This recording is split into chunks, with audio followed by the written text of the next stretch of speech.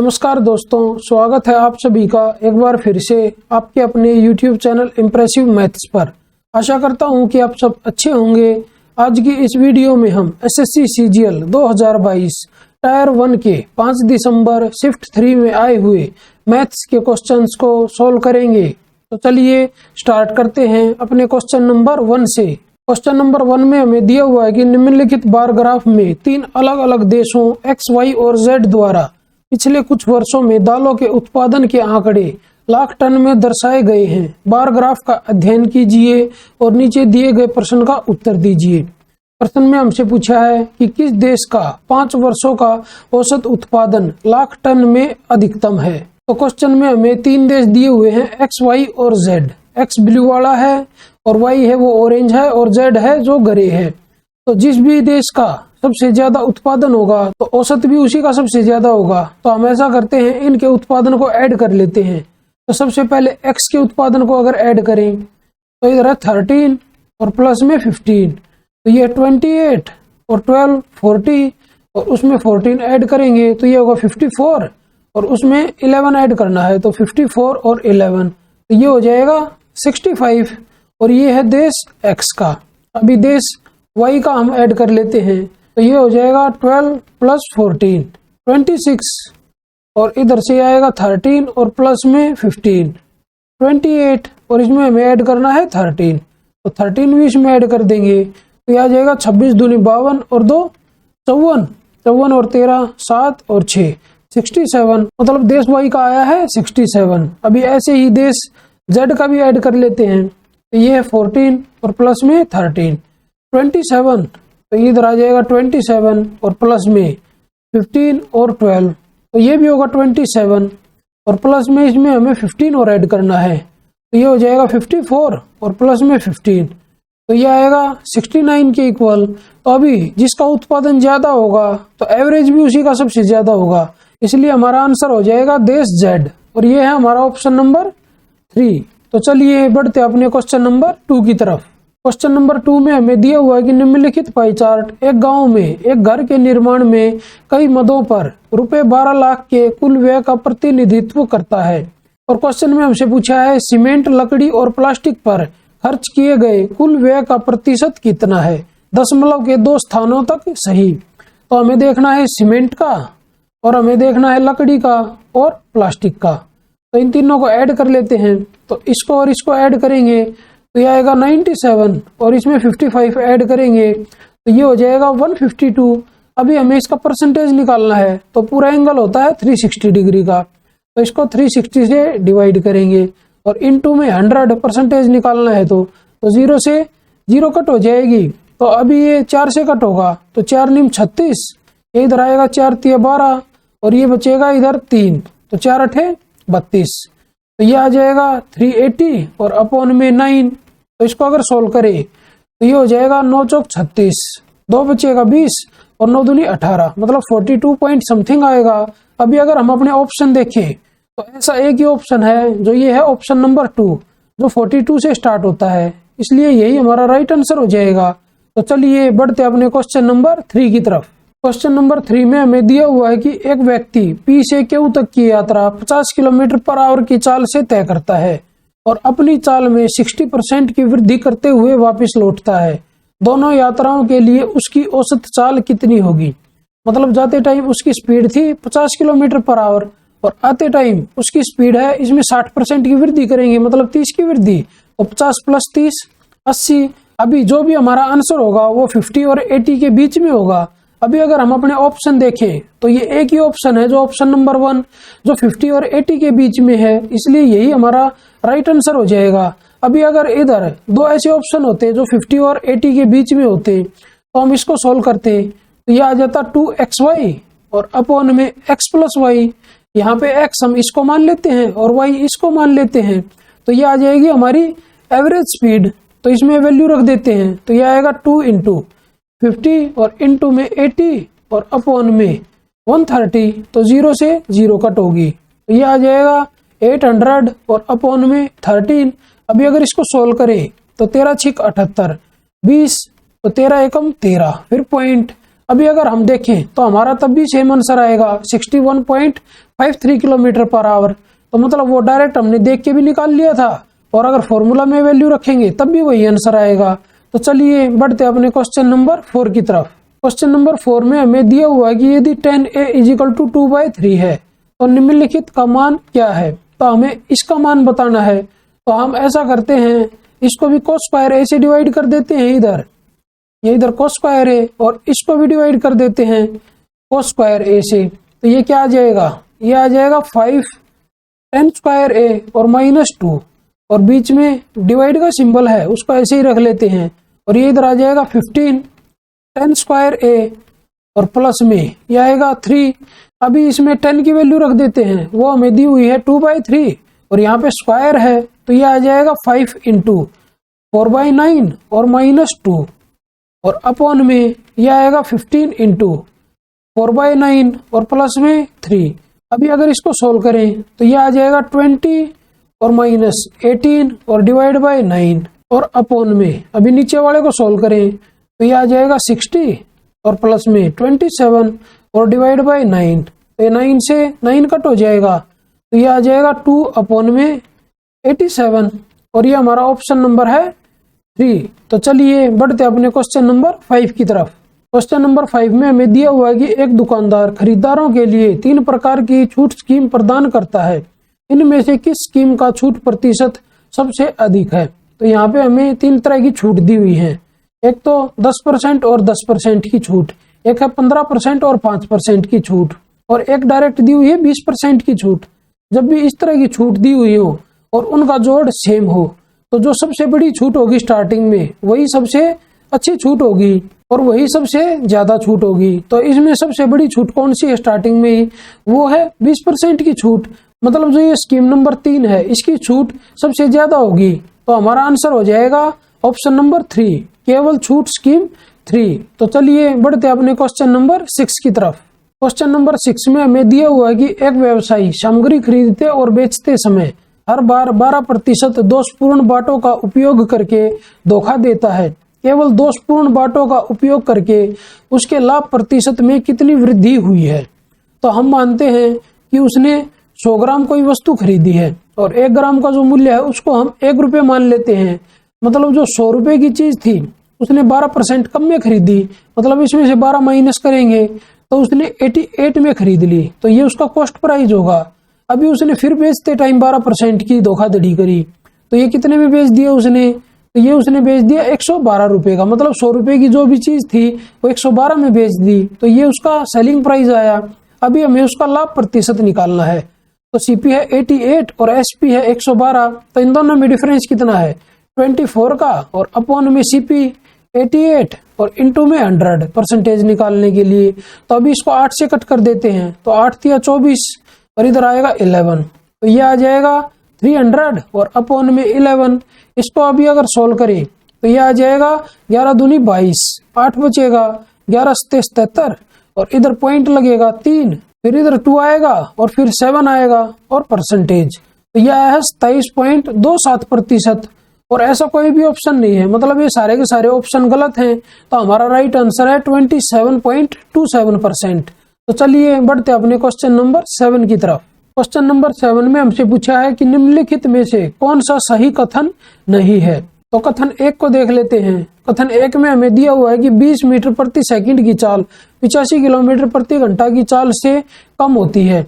तो 20 मीटर प्रति सेकंड को किलोमीटर में कन्वर्ट करें तो ये हो जाएगी 72 किलोमीटर पर आवर। मतलब इसको हम 18/5 से मल्टीप्लाई करेंगे तो 72 आएगा, और ये 72 85 से कम होता है। मतलब जो ये कथन 1 है ये सही है। ऐसे ही अभी कथन 2 को देख लेते हैं। दूरी को चाल से विभाजित करके समय की गणना की जा सकती है। तो ये भी सही बात है, क्योंकि डिस्टेंस को अगर हम स्पीड से डिवाइड करेंगे तो हमारे पास टाइम आएगा, और वही उसने कथन 2 में बोल रखा है। तो ये कथन 2 भी सही है। अभी कथन 3 को देखते हैं। कम समय में समान दूरी तय करने का अर्थ है उच्च चाल। मतलब अगर हमें कोई दूरी कम समय में तय करनी है तो हमारी चाल ज्यादा होनी चाहिए। तो ये कथन भी सही है। तो ये तीनों के तीनों कथन सही हो गए, लेकिन हमें बताना था कि कौन सा कथन सही नहीं है। तो हमारा एक ही कथन बच गया, जो ये कथन नंबर 4 है। तो ये जो ऑप्शन नंबर 4 है यही हमारा राइट आंसर हो जाएगा। अभी अगर हम इसको चेक भी करना चाहें तो इसको अगर मैं मीटर प्रति सेकंड में कन्वर्ट करूं तो ये आ जाएगा 99 इंटू 5/18। तो 9 से कट करेंगे तो 2 इधर आएगा 11, तो ये आएगा 55/2। और इसको सोल्व करें तो ये आएगा 27.5 मीटर पर सेकंड। और हमें दिया हुआ है कि जो ये 27.5 मीटर प्रति सेकंड की चाल है 24 मीटर प्रति सेकंड की चाल से कम होती है, लेकिन ये तो गलत है क्योंकि ये वाली चाल ज्यादा होगी और ये कम होगी। इसका मतलब जो ये ऑप्शन नंबर 4 है यही हमारा राइट आंसर होगा। तो चलिए बढ़ते अपने क्वेश्चन नंबर 8 की तरफ। क्वेश्चन नंबर 8 में हमें दिया हुआ है कि निम्नलिखित को सरल करें। तो हमें ये एक व्यंजक दिया हुआ है, इसको सोल्व करके हमें इसकी वैल्यू बतानी है। तो हमें पता है कि जब a plus B plus C 0 के इक्वल हो तो उस टाइम पे a cube plus B cube और प्लस में सी क्यूब ये इक्वल होता है 3abc के। और यहाँ पे हमें a दिया हुआ है 25 और b दिया हुआ है माइनस का 75 और c दिया हुआ है 50। अभी अगर हम इन तीनों को ऐड करें तो हमारा 0 आएगा। तो इसलिए a क्यूब जमा बी क्यूब जमा सी क्यूब की वैल्यू होगी 3abc और इसमें b की वैल्यू माइनस में, मतलब जो भी हमारा आंसर आएगा वो माइनस में आएगा। तो जो ये प्लस वाले ऑप्शन है इनको पहले ही कट कर देते हैं। तो ये माइनस का क्या आंसर आएगा, वो आएगा -3 इंटू 25 और इंटू में 75 और इंटू में 50। अभी या तो इनको सभी को मल्टीप्लाई कर लो या फिर ऐसा कर लेते हैं 3 का मल्टीपल चेक कर लेते हैं या फिर 9 का, क्योंकि एक 3 इधर भी है। तो ये 2 ऑप्शन बचे हैं, तो दोनों में से 9 का मल्टीपल कौन सा है वो देख लेते हैं एक बार। तो यहाँ पे ये 5 और 4 9, 8 और 1 9, तो ये 9 का मल्टीपल नहीं है, तो ये भी हमारा आंसर नहीं होगा। तो हमारा आंसर हो जाएगा ऑप्शन नंबर 3। तो चलिए बढ़ते अपने क्वेश्चन नंबर 9 की तरफ। क्वेश्चन नंबर 9 में हमें दिया हुआ है कि 40 आदमी एक काम को 15 दिनों में पूरा कर सकते हैं। उनके काम शुरू करने के 3 दिन बाद 20 और आदमी उनके साथ जुड़ जाते हैं। यह पूरा काम कितने दिनों में पूरा होगा। तो जो 40 आदमी थे वो 15 दिन में करते हैं, तो यहाँ से टोटल वर्क कितना आ जाएगा 40 गुना 15 मतलब 600 काम। और उसके बाद हमें बताया हुआ है उनके काम शुरू करने के 3 दिन बाद 20 आदमी और आ जाते हैं। तो वो 20 आदमी आते हैं 3 दिन के बाद, मतलब 3 दिन तक यही 40 आदमी काम करते हैं। तो कितना काम कर देंगे 3 दिन में, 40 या 120, तो इसमें से 120 को माइनस कर देंगे तो काम बचेगा 480। इसके बाद आदमी कितने हो जाएंगे 40 और प्लस में 20 60 आदमी हो जाएंगे। और वो 60 आदमी इस 480 काम को करेंगे तो कितना दिन ले लेंगे, तो वो ले लेंगे 8 दिन। और 3 दिन पहले लग चुके हैं तो टोटल कितने दिन में ये काम पूरा होगा, ये काम पूरा होगा 11 दिन में। और ये हमारा ऑप्शन नंबर है 4। तो चलिए बढ़ते अपने क्वेश्चन नंबर 10 की तरफ। क्वेश्चन नंबर 10 में हमें ये एक व्यंजक दिया हुआ है, इसको सोल्व करके हमें इसकी वैल्यू बतानी है। तो हम ऐसा करते हैं 2 को लेके सोल्व कर लेते हैं। इधर से इसको सोल्व करेंगे, फिर इन 2 को सोल्व करेंगे, फिर इन 2 को, ऐसे ही करते हुए सोल्व चलेंगे हम। तो इनको अगर सोल्व करेंगे तो ये आ जाएगा a प्लस बी और इंटू में a माइनस बी, तो ये आ जाएगा 199 और प्लस में। अभी अगर इन दोनों को सोल्व करें तो ये आ जाएगा 3 2 5 कम, मतलब ये आएगा 195 और प्लस में। अभी अगर इनको सोल्व करें तो ये आ जाएगा 4 कम और 5 कम 9 कम, तो 191 और ऐसे ही चलता जाएगा। तो ये कहाँ तक जाएगा, तो ये लास्ट में इनको सोल्व करेंगे तो a प्लस बी और इंटू में a माइनस बी, तो ये इधर से आएगा 23 और इंटू में 1। तो इधर से अभी ये हमें एक एपी सीरीज मिल गई, तो हम इसको उल्टा करके भी लिख सकते हैं। तो इसको हम लिख सकते हैं 23 और प्लस में 4 ऐड करेंगे तो ये 27 और प्लस में ऐसे ही चलती जाएगी ये सीरीज। तो ये इधर आएगा 191 और प्लस 195 और प्लस 199। अभी इसमें जो फर्स्ट टर्म है वो है 23, उसको हम लिख लेते हैं a इजिकल टू 23 और लास्ट जो टर्म है वो है 199, इसको हम मान लेते हैं l इक्वल टू 199 और इनका कॉमन डिफरेंस है 4, तो d इजिकल टू हो जाएगा 4। तो अभी हम इसमें नंबर ऑफ टर्म्स निकाल लेते हैं। तो नंबर ऑफ टर्म्स निकालने का फॉर्मूला है लास्ट टर्म और माइनस फर्स्ट टर्म और अपॉन में कॉमन डिफरेंस और प्लस में 1। अभी अगर इसको सोल्व करेंगे तो इसमें से अभी अगर हम 23 को माइनस करें तो इधर 6 इधर 7 और 1 डिवाइड बाय 4 और प्लस में 1, तो ये आ जाएगा 4 चौक 16 4 चौक 16 और प्लस में 1। तो ये आ जाएगा 45, मतलब जो नंबर ऑफ टर्म है वो है 45। अभी हमें इन सब का जोड़ निकालना है, तो Sn इज इक्वल टू होता है n/2 और इनटू में a plus l, first term plus last term. तो ये आ जाएगा 45 डिवाइड बाई 2 और इनटू में a प्लस l, इन दोनों को अगर ऐड करेंगे तो ये आ जाएगा 222 के इक्वल। अभी अगर इसको सोल्व करें, 2 से इसको कट करें तो ये आएगा 111। तो अभी 45 की और 111 की मल्टीप्लाई करेंगे तो 45 से कम 45, 5 4 असील बचेगा, 45 से कम 45 और 4 49, 9 फिर 4 असील, फिर ये इधर 49 आएगा। तो यह आया है 4995 और ये हमारा ऑप्शन नंबर है 4। तो चलिए बढ़ते अपने क्वेश्चन नंबर 11 की तरफ।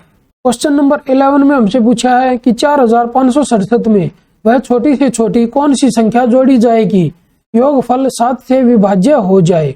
तो इस संख्या को हम 7 से डिवाइड कर लेते हैं, तो 7 से इसको डिवाइड करेंगे तो 7 6 42, तो इधर 36 आएगा, 7 पंजे 35, तो इधर नीचे आएगा 17, तो 7 दूनी 14, तो ये इधर बचेगा 3। तो अभी 3 में मैं क्या ऐड करूं कि वो संख्या 7 से पूरी डिवाइड हो जाए। तो इसमें अगर हम 4 ऐड कर दें तो ये 7 आएगा और ये 7 से फिर पूरी संख्या कट हो जाएगी। तो इस संख्या में हमें छोटी से छोटी संख्या 4 ऐड करनी पड़ेगी, जिससे ये संख्या 7 से डिवाइड हो जाएगी। तो इसलिए हमारा आंसर आ जाएगा ऑप्शन नंबर 4। तो चलिए बढ़ते अपने क्वेश्चन नंबर 12 की तरफ। क्वेश्चन नंबर 12 में हमें दिया हुआ है कि एक ट्राइंगल ABC में कोण B और कोण C के आंतरिक समुद्र विभाजक 105 डिग्री के कोण पर प्रतिच्छेद करते हैं, तो कोण A का मान क्या। तो एक ट्राइंगल ड्रॉ कर लेते हैं। इसमें ये पॉइंट है A, ये B पॉइंट है और ये C पॉइंट है। B और C के आंतरिक समुद्र विभाजक मिलते हैं 105 डिग्री पे, मतलब जो ये एंगल है ये है 105 डिग्री। तो हमें एंगल A की माप बतानी है, और जो ये एंगल होता है ये होता है 90 प्लस a/2। तो इधर से अगर a/2 की वैल्यू निकालें तो इधर 105 माइनस 90 तो 15 डिग्री, और इधर से a की वैल्यू आ जाएगी 30 डिग्री के इक्वल, और ये हमारा ऑप्शन नंबर है 4। तो चलिए बढ़ते अपने क्वेश्चन नंबर 13 की तरफ। क्वेश्चन नंबर 13 में हमें दिया हुआ है कि पूर्णांक मानों की भुजाओं वाले त्रिभुज का परिमाप 13 के बराबर है, ऐसे कितने त्रिभुज बनाना संभव है। जब भी किसी क्वेश्चन में हमें परिमाप दे रखा हो और त्रिभुजों की संख्या पूछी हो तो 2 फॉर्मूला होते हैं हमारे। तो एक होता है p²/48 और इसको हम पैक कर देंगे ग्रेटेस्ट इंटीजर फंक्शन के अंदर, मतलब इससे बाहर जो भी वैल्यू आएगी वो एक पूर्णांक मान आएगा। और ये वाला फॉर्मूला यूज होगा जब p की वैल्यू होगी इवन, मतलब एक सम संख्या, और जब p की वैल्यू होगी ओड, उस टाइम पे फॉर्मूला होगा p+3 का होल स्क्वायर और अपॉन में 48, और इसके बाहर भी आएगा ग्रेटेस्ट इंटीजर फंक्शन। तो अभी हमें दिया हुआ है परिमाप 13 के बराबर, तो हम ये वाला फॉर्मूला यूज करेंगे। तो इसमें हम p की वैल्यू 13 रख देते हैं, तो 13 + 3 16 और उसका स्क्वायर आ जाएगा 16 × 16 और अपॉन में 48, और ये इधर है ग्रेटेस्ट इंटीजर फंक्शन, तो 16 × 48, 3 से इसको कट करेंगे तो ये 5 पॉइंट समथिंग आएगा। अब ये ग्रेटेस्ट इंटीजर फंक्शन को अगर हटा दें तो बाहर वैल्यू आएगी निकल के 5, मतलब हमारी जो त्रिभुज बनेगी वो 5 त्रिभुज बनेंगी जिनका पेरीमीटर होगा 13 के बराबर, और ये हमारा ऑप्शन नंबर है 1। तो चलिए बढ़ते अपने क्वेश्चन नंबर 14 की तरफ। क्वेश्चन नंबर 14 में हमसे पूछा है सही बीजीय व्यंजक का चयन कीजिए। तो हमें ये 4 ऑप्शन दिए हुए हैं और इसमें से हमें सही ऑप्शन को सिलेक्ट करना है। अभी अगर हम ऑप्शन नंबर 2 को देखें, अभी मैं अगर इनको मल्टीप्लाई कर दूं तो हमारे पास मिलेगा a² b², लेकिन इस तरफ ये है ही नहीं, तो ये जो ऑप्शन नंबर 2 है ये गलत हो जाएगा। तो इसके बाद हम करते हैं a = b = 0, मतलब a और b की वैल्यू हम 0 पुट करके देख लेते हैं। यहाँ पे अगर 0 पुट कर देंगे तो ये सब 0, ये इधर भी पूरा 0, इधर भी पूरा 0, तो ये 1 के बराबर बचेगा, इधर भी 1, इधर भी 1 और इधर भी 1। अभी इस तरफ भी 0 0 पुट कर देते हैं a और b की वैल्यू, तो यहाँ पे आएगा 1 और यहाँ पे आएगा इनटू में -1, तो ये आ जाएगा -1, 1 की वैल्यू -1 के बराबर, तो ये गलत हो जाएगा। ऐसे ही ऑप्शन नंबर 3 में रख देते हैं, तो ये इधर आएगा -1 और इधर है ये 1, तो ये भी -1 आएगा, मतलब ये एक्सप्रेशन भी गलत हो जाएगा। तो हमारा करेक्ट आंसर हो जाएगा ऑप्शन नंबर 4। तो चलिए बढ़ते अपने क्वेश्चन नंबर 15 की तरफ। क्वेश्चन नंबर 15 में हमें दिया हुआ है कि 12, 24 और 27 का चतुर्थानुपात ए और 36 के तृतीयानुपात के बराबर है। ए का मान ज्ञात कीजिए। तो इनका चतुर्थानुपात अगर निकालें तो इसको लिखेंगे 24 इंटू 27 और अपॉन में 12, और ये हमें इक्वल दिया हुआ है ए और 36 के तृतीयानुपात के। तो तृतीयानुपात हो जाएगा 36 इंटू 36 और अपॉन में ए। तो 12 से इसको कट करेंगे तो 12 दूनी 24, 9 से कट करें 9 तिया 27 और 9 चौक 36, 3 दूनी 6 से कट करेंगे तो ये इधर 6 आ जाएगा। तो यहाँ से ए की वैल्यू आ जाएगी 24 के इक्वल, और ये हमारा ऑप्शन नंबर है 2। तो चलिए बढ़ते अपने क्वेश्चन नंबर 16 की तरफ। क्वेश्चन नंबर 16 में हमें दिया हुआ है कि किसी त्रिभुज की 3 भुजाओं की लंबाई सेंटीमीटर में क्रमशः 48, 55 और 73 है। सबसे लंबी भुजा के मध्य बिंदु को इसके सम्मुख शीर्ष से जोड़ने वाली माध्यिका की लंबाई सेंटीमीटर में कितनी होगी। जब भी इस तरह का क्वेश्चन दे रखा हो ना, ये 3 भुजाएं दे रखी है किसी त्रिभुज की, जो ये भुजाएं होती हैं ये मोस्टली समकोण त्रिभुज की भुजाएं ही होती हैं। तो इनको अगर चेक करें तो चेक करने का तरीका है 8 का स्क्वायर करेंगे तो यूनिट डिजिट आएगी 4, 5 का स्क्वायर करेंगे तो यूनिट डिजिट आएगी 5, तो 5 + 4 ये आएगा 9। ऐसे ही अभी 3 का अगर स्क्वायर करेंगे तो 9 आएगा। और समकोण त्रिभुज में सबसे बड़ी भुजा की माध्यिका होती है कर्ण का हाफ, और इसमें जो कर्ण है वो होगी सबसे बड़ी भुजा, और वो है 73। मतलब 73 का हाफ अगर करेंगे तो यह आ जाएगा 36 दूनी 72 और 0.5 मतलब 36.5, और ये हमारा ऑप्शन नंबर है 4। तो चलिए बढ़ते अपने क्वेश्चन नंबर 17 की तरफ। क्वेश्चन नंबर 17 में हमें दिया हुआ है कि एक खोखले गोले की बाहरी त्रिज्या 4 सेंटीमीटर तथा आंतरिक त्रिज्या 1 सेंटीमीटर है। इस खोखले गोले का आयतन क्या है। तो जो कैपिटल आर है वो हमें 4 दी हुई है और स्मॉल आर हमें 1 दी हुई है। तो खोखले गोले का वॉल्यूम होगा 4/3 pi capital R cube minus 4/3 पाई और स्मॉल आर क्यूब। अभी अगर इसको सोल्व करें तो यह आएगा 4/3 पाई कॉमन, तो अंदर बचेगा R cube minus R cube. तो 4/3 पाई को ऐसे ही रख लेते हैं क्योंकि हमारा आंसर पाई में है, तो ये इधर आ जाएगा आर क्यूब, मतलब कैपिटल आर का क्यूब 64 और -1। अभी इसको सोल्व करके ये आ जाएगा 4/3 पाई और इनटू में 63, 3 से इसको कट करें तो इधर 21 आएगा, तो ये आ जाएगा 84 पाई सेंटीमीटर क्यूब के इक्वल, और ये ऑप्शन नंबर हमारा है 2। तो चलिए बढ़ते हैं अपने क्वेश्चन नंबर 18 की तरफ। क्वेश्चन नंबर 18 में हमें दिया हुआ है दी गई तालिका एक संगठन में 2015 में इसकी स्थापना के बाद से विभिन्न श्रेणियों के कर्मचारियों में शामिल हुए नए कर्मचारियों की संख्या और हर वर्ष संगठन छोड़ने वाले इन श्रेणियों के कर्मचारियों की संख्या को दर्शाती है। तालिका का अध्ययन कीजिए और नीचे के प्रश्न का उत्तर दीजिए। तो प्रश्न में हमसे पूछा है कि वर्ष 2019 में संगठन में कार्यरत लेखाकारों की कुल संख्या कितनी थी। तो यहाँ पे 2019 है, यहाँ पे है लेखाकार, तो हम 2015 से स्टार्ट करते हैं। तो 2015 में 35 तो शामिल हुए और किसी ने संगठन को नहीं छोड़ा, तो यहाँ पे 35 कैंडिडेट हैं। तो इसके बाद 26 आए 2016 में और 16 ने छोड़ दिया, तो इधर 10 बच गए, तो 10 प्लस हो जाएंगे यहाँ पे। फिर उसके बाद 17 में 15 आए और 5 ने छोड़ दिया, तो फिर इधर 10 हो गए प्लस में। अभी 2018 में 20 आए और 38 ने संगठन को छोड़ दिया, तो यहाँ पे 18 कम हो गए, तो इधर कर देते हैं -18। और 2019 में 14 आए हैं और 24 ने संगठन को छोड़ दिया है, तो यहाँ पे 10 कम हो गए, तो -10। अभी इन सभी को ऐड कर लेते हैं, तो इस 10 से ये 10 कट हो जाएगा, ये माइनस का था ये प्लस का। तो अब इधर अगर 18 माइनस करूं मैं 10 में से तो -8 और 35 में से 8 माइनस होंगे, तो ये आएगा 27। तो अभी 2019 में 27 कर्मचारी बचे हुए हैं, तो ये हमारा आंसर हो जाएगा ऑप्शन नंबर 2। तो चलिए बढ़ते हैं अपने क्वेश्चन नंबर 19 की तरफ। क्वेश्चन नंबर 19 में हमें दिया हुआ है कि दी गई तालिका का अध्ययन कीजिए और नीचे दिए गए प्रश्न का उत्तर दीजिए। प्रश्न में हमसे पूछा है एडम के मामले में बोनस से होने वाली आय बकाया से होने वाली आय का कितना प्रतिशत है। तो एडम है इधर, तो इसकी बोनस से होने वाली आय है 90 और एरियर से होने वाली आय है 200। तो अगर इसका परसेंटेज निकाले तो यह आएगा 90/200 और इनटू में 100, तो ये सोल्व करके आ जाएगा 45%, और ये हमारा ऑप्शन नंबर है 2। तो चलिए बढ़ते अपने क्वेश्चन नंबर 20 की तरफ। क्वेश्चन नंबर 20 में हमें दिया हुआ है कि मिस्टर एक्स की मासिक आय $26,500 है और उनका मासिक व्यय $20,500 है। अगले वर्ष उनकी आय में 12% की वृद्धि होती है और व्यय में 6% की वृद्धि होती है, तो उसकी बचत में कितने प्रतिशत की वृद्धि होती है।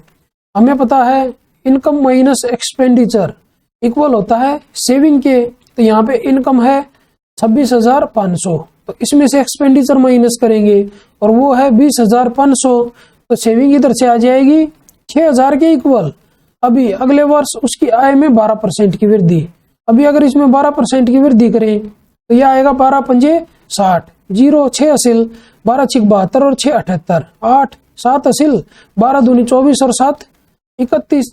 इनको अगर ऐड करें तो यह आएगा 0 8 6 9 और 2। अभी एक्सपेंडिचर में 6% की वृद्धि करनी है तो वो हो जाएगी 6 पंजे 30 और 6 दूनी 12। इनको अगर ऐड करें तो यह आएगा 0 3 7 1 और 2। अभी अगर इनका डिफरेंस लें तो यह आ जाएगा 0, 8 में से 3 गया 5 और इधर 16 में से 7 गया 9, 8 में से 1 गया 7, तो यह आया 7,950।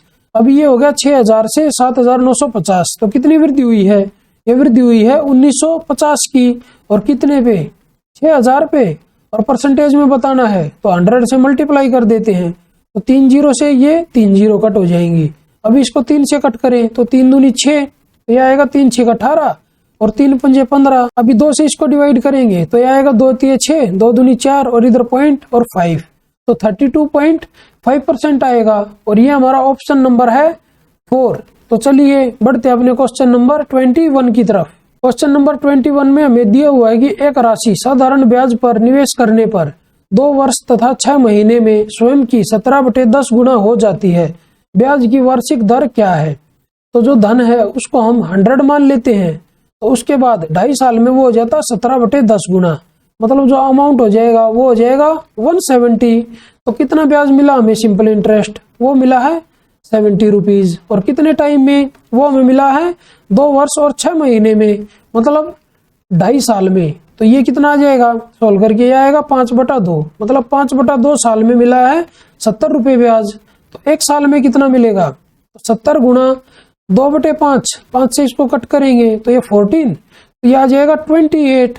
और 100 रुपये पे 1 साल में जितना ब्याज मिलता है वही हमारी रेट होती है, तो ये रेट इधर से आ जाएगी 28%। और ये हमारा ऑप्शन नंबर है 3। तो चलिए बढ़ते अपने क्वेश्चन नंबर 22 की तरफ। क्वेश्चन नंबर 22 में हमसे पूछा है cot square a minus cos square a किसके बराबर है।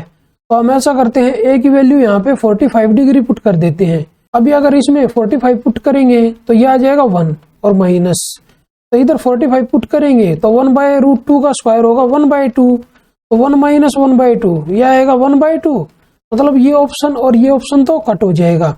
अभी अगर इसमें 45 पुट करेंगे तो यह आ जाएगा 1/2 और इनटू में 1/2, तो ये 1/4 आएगा, मतलब ये भी हमारा आंसर नहीं होगा। तो हमारा आंसर हो जाएगा ऑप्शन नंबर 4। तो चलिए बढ़ते अपने क्वेश्चन नंबर 23 की तरफ। क्वेश्चन नंबर 23 में हमें दिया हुआ है यदि थीटा एक न्यून कोण है और tan theta plus cot theta is equal to 2 है, तो tan square theta plus cot square theta plus 2 tan की पावर 5 थीटा और इनटू में कोट की पावर 4 थीटा का मान क्या है।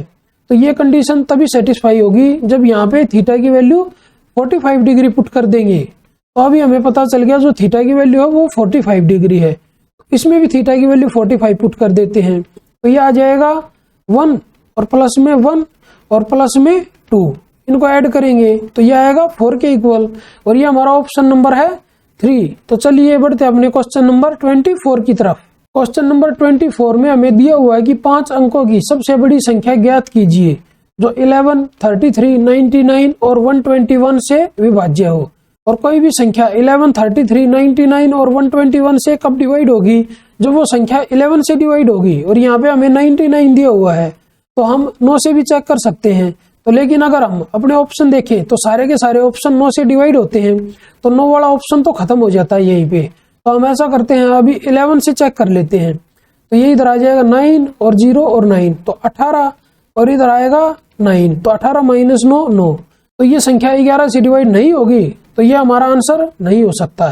ऐसे ही ऑप्शन नंबर 2 को चेक करेंगे तो 9 9 18 और 0, 18 और 18 माइनस 18 0, तो ये हमारा आंसर हो सकता है।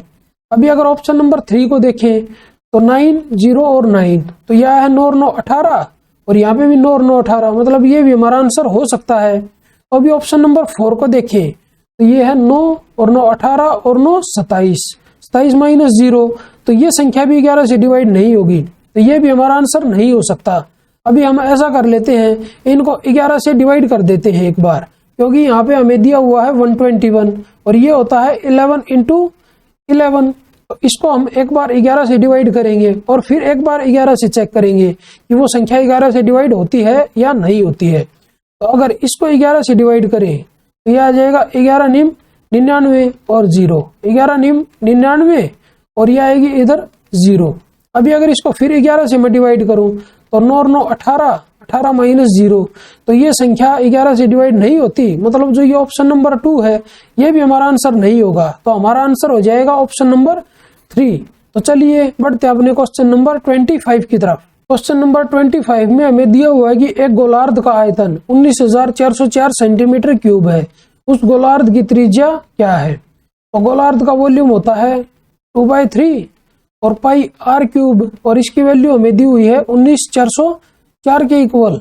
तो अभी अगर इसको सोल्व करें तो 2/3 और इंटू में पाई की वैल्यू 22/7 और इंटू में आर क्यूब इक्वल टू ये है 19,404। तो अभी अगर इसको 11 से कट करें तो 11 दूनी 22, 11 एकम 11, 8 बचेगा 84, 11 सते 77, फिर 7 बचेगा तो 11 6 66, 4, 11 चौक 44, 4 से अभी अगर इसको कट करें तो यह आएगा 4 चौक 16, 4 चौक 16 और 1, और ये है 21 इंटू 21। तो इधर से आर क्यूब की वैल्यू आ जाएगी 21 इंटू 21 और इंटू में इस 21 को भी इस तरफ लेके चले जाएंगे तो इंटू में 21, तो आर की वैल्यू यहाँ से आ जाएगी 21 सेंटीमीटर के इक्वल, और ये हमारा ऑप्शन नंबर है 3। तो चलिए आज की इस वीडियो को यहीं पे समाप्त करते हैं और जल्दी ही मिलते हैं एक नई वीडियो में एक नए पेपर के साथ। तब तक के लिए बाय बाय, टेक केयर। अगर आप लोगों को ये वीडियो पसंद आई हो तो इस वीडियो को लाइक कीजिए, अपने दोस्तों के साथ शेयर कीजिए, और अगर आप मेरे चैनल पर नए हैं तो मेरे चैनल को सब्सक्राइब जरूर कीजिए। और अगर आप लोगों को इस क्वेश्चन पेपर की पीडीएफ बाइलिंगुअल में चाहिए तो मेरे टेलीग्राम चैनल इंप्रेसिव मैथ्स को ज्वाइन करना ना भूलें। धन्यवाद।